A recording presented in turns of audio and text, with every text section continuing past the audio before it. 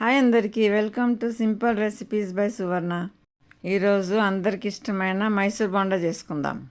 ఈ బోండాలు ఇంట్లోనే చాలా టేస్టీగా, మనం బయట తినేదానికంటే చాలా టేస్టీగా తయారవుతాయి. ఎలా చేయాలో చూపిస్తాను. చూసారు కదా ఎంత గుళ్ళకు వచ్చినాయో మైసూర్ బోండాలు. ఇలా ఇంట్లోనే రెడీ చేసుకుందాం. చాలా తక్కువ ఇంగ్రీడియంట్స్తో ప్రిపేర్ చేసుకుందాం. ఇప్పుడు ఇది ఎలా చేయాలో చూద్దాం. ఇక్కడ ఒక కప్పు పెరుగు తీసుకున్నాను. పెరుగు బీట్ చేసుకోవాలి.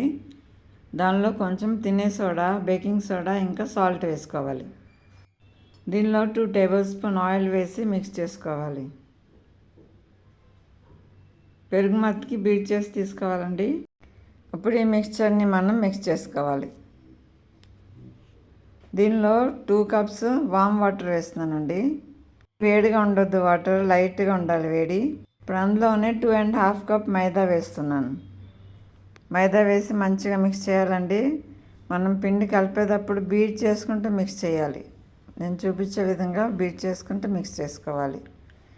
మనం ఎంత బాగా మిక్స్ చేస్తే అంత బాగా వస్తాయండి. ఇదిగోండి, ఇలా మిక్స్ చేసుకోవాలి.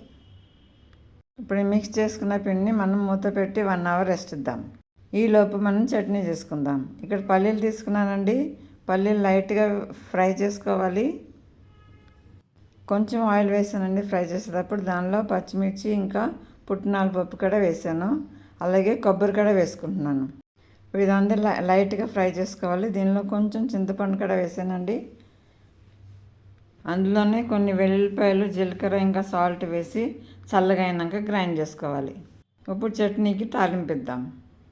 తాలింపులో ఎక్కువ ఏమి వేయలేదండి. నేను శనగపప్పు, మినపప్పు, ఆవాలు, జీలకర్ర, ఇంకా కరివేపాకు అంతే వేసాను. నా ఛానల్ ఫస్ట్ టైం చూసినట్లయితే సబ్స్క్రైబ్ చేసుకోండి. ఆల్రెడీ సబ్స్క్రైబ్ చేసిన వాళ్ళు లైక్ చేయండి, షేర్ చేయండి, ఇంకా కామెంట్ చేయండి. సబ్స్క్రైబ్ చేసిన వాళ్ళందరికీ థ్యాంక్స్ అండి. ఇప్పుడు తాలింపు మొత్తం చట్నీలో వేసుకుందాం. ఇదిగోండి, మన చట్నీ రెడీ అయిపోయింది, చాలా సింపుల్గా. ఇప్పుడు ఇక్కడ ప్యాన్ తీసుకున్నాను. ప్యాన్లో ఆయిల్ వేసాను.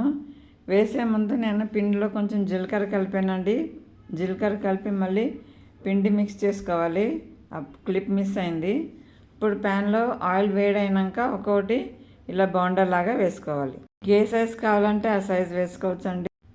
మరి పెద్ద పెద్దగా వేసుకున్న కూడా లోపల ఉడకవండి. కొంచెం మీడియం సైజే వేసుకోవచ్చు. ఇదిగోండి, రెడీ అయిపోయినాయండి. ఇది గోల్డెన్ బ్రౌన్ అయ్యే వరకు ఫ్రై చేసుకోవాలి. ఇదిగోండి, చాలా సింపుల్గా, చాలా టేస్టీగా రెడీ అయిపోయిందండి మన మైసూర్ బోండా. మీరు కూడా ఇంట్లో ఇలా ట్రై చేయండి. ఎప్పుడు ఒకే రకం వంటకాలు కాకుండా కొంచెం వెరైటీగా ట్రై చేయండి. ఇప్పుడు ఈ బోండాలు మనం చట్నీతో సర్వ్ చేసుకుందాం. నా వంటలు మీకు నచ్చుతున్నాయని అనుకుంటున్నాను. నచ్చితే లైక్ చేయండి, షేర్ చేయండి, ఇంకా సబ్స్క్రైబ్ చేసుకోండి. ఇంకా మీరు ఏ వెరైటీ చూద్దాం అనుకుంటున్నారో కమెంట్ సెక్షన్లో కమెంట్ చేయండి. Thank you for watching. Please subscribe. ఇలా ఒకసారి ట్రై చేయండి. ట్రై చేసి నాకు కమెంట్ చేయండి ఎలా వచ్చిందని చెప్పి. Have a nice day. Thank you. Please subscribe.